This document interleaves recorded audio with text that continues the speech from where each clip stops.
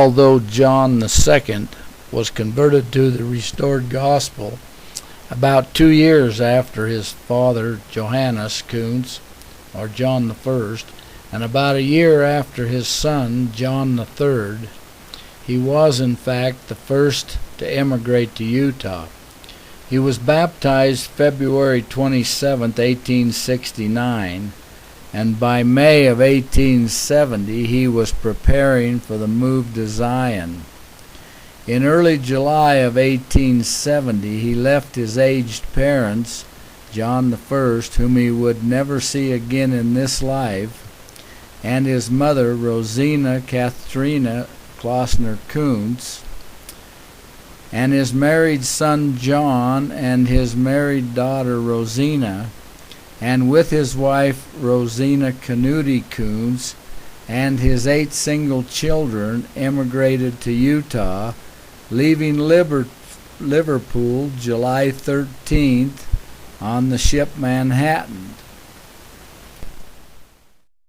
Manhattan was an 1866 English-built single-screw steamship weighing in at 2,869 tons, capable of a speed of 10 knots, making the trip from Liverpool to New York City in an average of 14.7 days.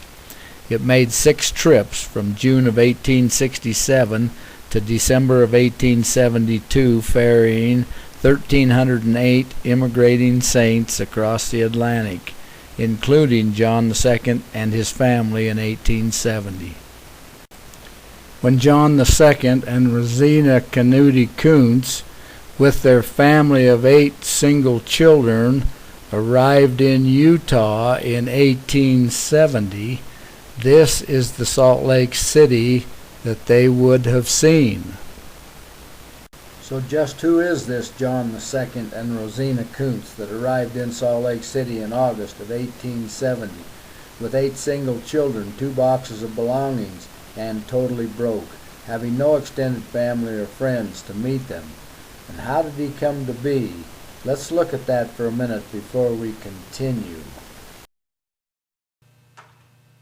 Hello, my name's Ron Galloway. I'm a great-great-grandson of John Kunz II. I'm a great-grandson of John Kunz III. Parley Kunz was my grandfather, and Parley's oldest daughter, Fern, was my mother.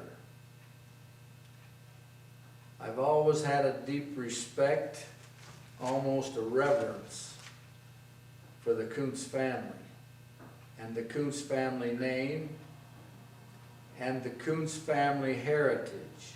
I've always been impressed with those people, their work ethic, their honesty, and their ability to treat each other with love.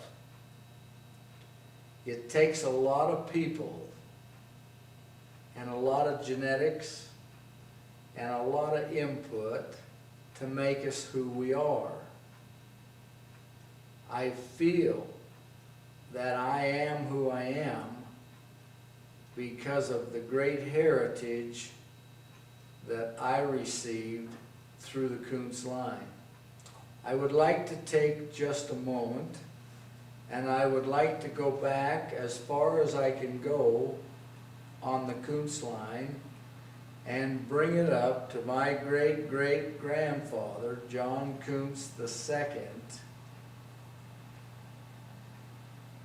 before we start this story. My intent is to compile pictures and story and footage of the history starting with John Kunz II, from the time that he immigrated to the United States and to Utah and the Bear Lake Valley,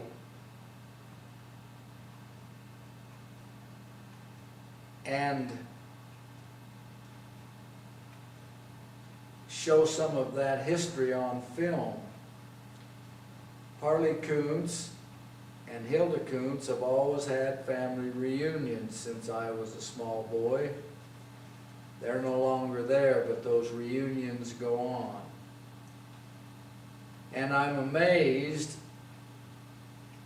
at how many of the descendants, cousins of mine, and even uncles and aunts who don't know very much about the dairies and the cheese-making industry and those things that brought the Kunz family to Bern, Idaho, and established Bern, and established or helped to establish Williamsburg in Idaho. So I'm going to read this because I want to get it right and I don't have it memorized. Beat Kunz married Freneg Hildebrand October 16th, 1575. Beat and Freneg begat Johannes Kunz.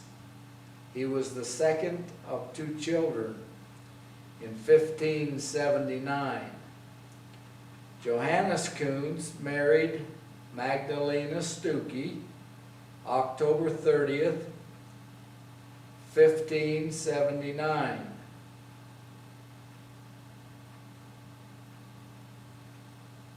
Something is wrong there. I've got to check that out because they didn't marry on the same day that Johannes was born. I went and checked that out, and I had transposed those last 2 numbers on that date. That's why that was wrong. Johannes Kunz married Magdalena Stuckey October 30th of 1597, not 1579. Johannes and Magdalena begot Jacob Kunz. He was the 11th of 11 children in 1623. Jacob Kunz married Elsbeth Nubel, October 14th, 1653. Jacob and Elsbeth begat Nicholas Kunz, the second of 2 children between 1655 and 1659. Apparently, they weren't able to establish the exact year. Nicholas Kunz married Elsbeth Widmer, November 9th, 1683. Nicholas and Elsbeth begat Christian Kunz, the 4th son of their 4th children, in 1691. Christian Kunz married Marina Schultz, January 10th, 1716. Christian and Maria begat Nicholas Kunz. He was 9th of 12 children in 1730.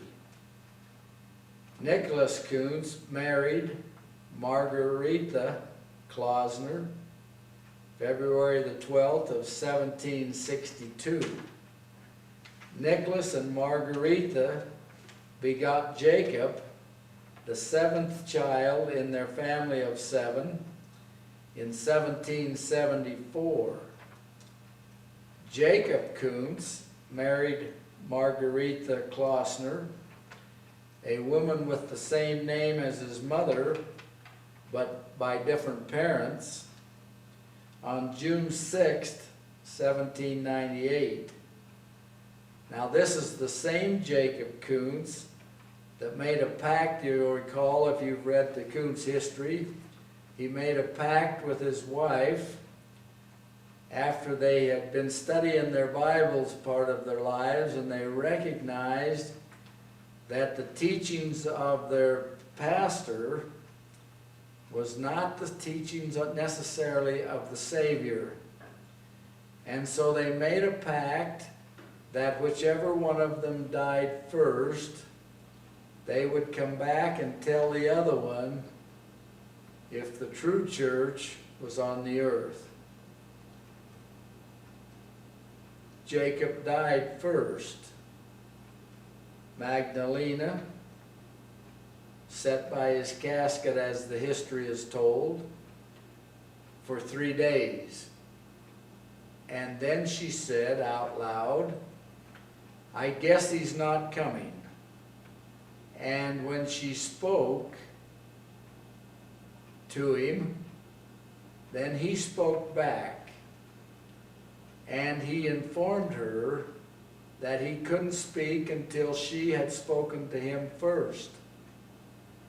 And when he spoke back, he said, "The true church of Jesus Christ is not on the earth, but not to worry, because our posterity will accept it."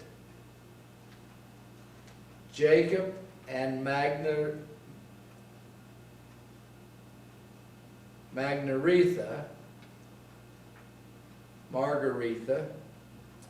begat Johannes Kunz, or John the First, on September 16th, 1803.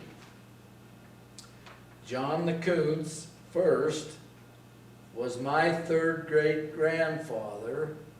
He was the father of John the Second, who was my great-great-grandfather, and the man with which we're going to start this video history.